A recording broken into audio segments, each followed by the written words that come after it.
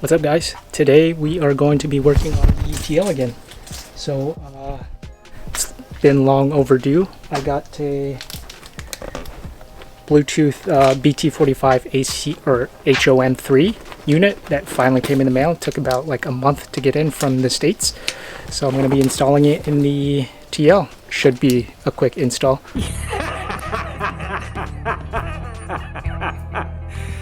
We'll see how that goes, but yeah, let's get started.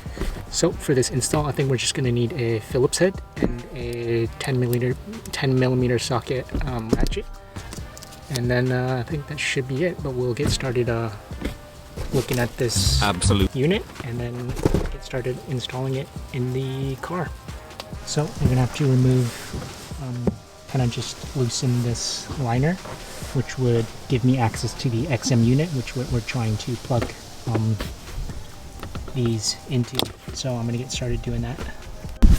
So I don't know if you can see it, or if it's too dark, but we're gonna want to remove 3, I think, 10 millimeter bolts, and then which would allow us to remove this unit right here, which is the XM unit. So I got the unit out.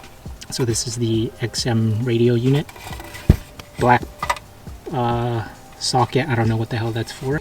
Okay. This white socket is the power, and with the BT45 ACU that I bought like last month, it would not fit into this socket. That's what made me get the BT45 Honda unit.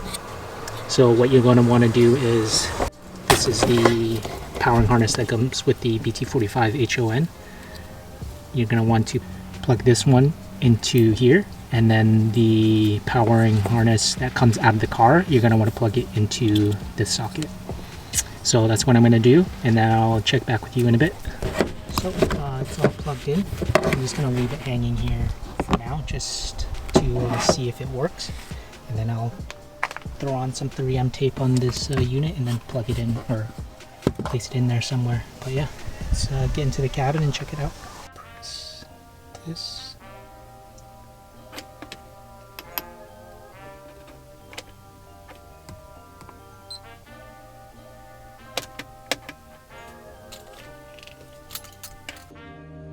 Don't get it.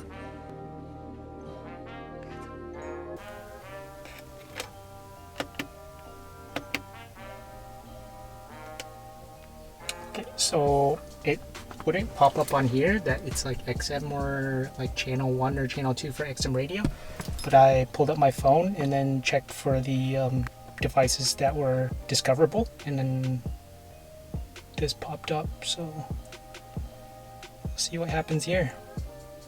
Connected. Nice. You could look at the like title of the track.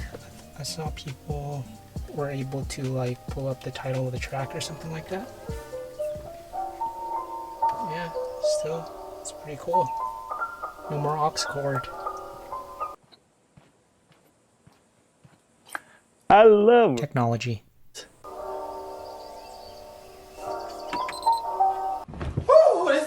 Playing with me.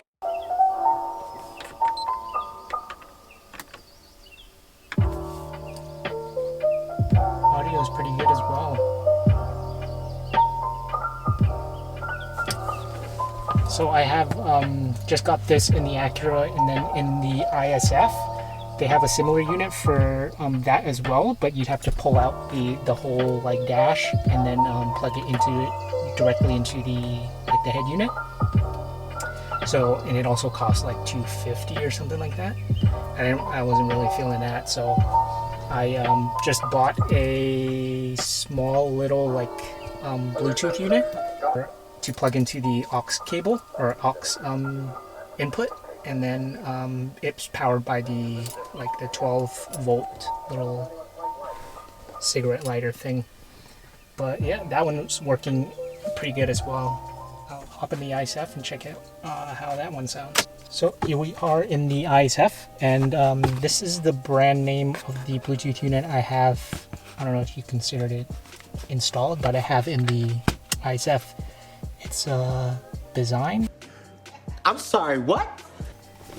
It's you just plug plug in the 3mm headphone jack or aux into the aux input, and then put it into this 12-volt battery or car charger port here, and then that would power it up once you start the car. But let me start it up, and you can see it should just automatically connect to my phone. So that tone kind of signifies that it's connected to my phone, so we can start playing music now. The only thing that sucks about having this unit instead of the BT45 unit is that you have to skip your music using these back and forth buttons on here. So yeah, and I haven't had the chance to, like, they gave you like 3M tape. I haven't had a chance to kind of put it where I want it yet, so because I really don't know where I want it. But it's just been sitting in the little console storage area for now. But yeah, let's see.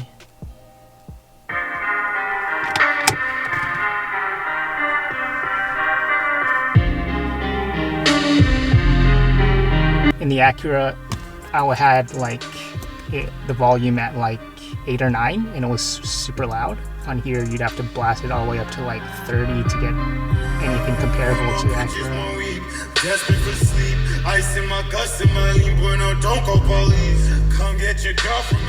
So I guess that's one of the cons to this. But it's super easy to install. I guess if you don't want to pull out the dash, install it in the back of the head unit, then by all means go for this unit. But in terms of like making everything look OEM and being able to use like these steering wheel buttons and controls and whatnot, I say go for the BT45. So it was able to... You raggedy bitch. Was able to pull up the music information. You had to switch the dip settings on the actual unit. So I'll just play something and it should pop up. Yeah. But I'll show the dip settings. So 1 and 3 on, 2 and 4 set to off. And then that should give you the information on the song on your screen. But I put on some just 3M tape on the back. Probably went a bit overkill, but I think I might just stick it maybe just like right here or something like that. But yeah, after that it should be all done. So both cars are now updated with Bluetooth technology. So both cars, I can listen to my music through Bluetooth streaming. I got hands-free calling if I want it, but I don't make any calls when I drive anyways.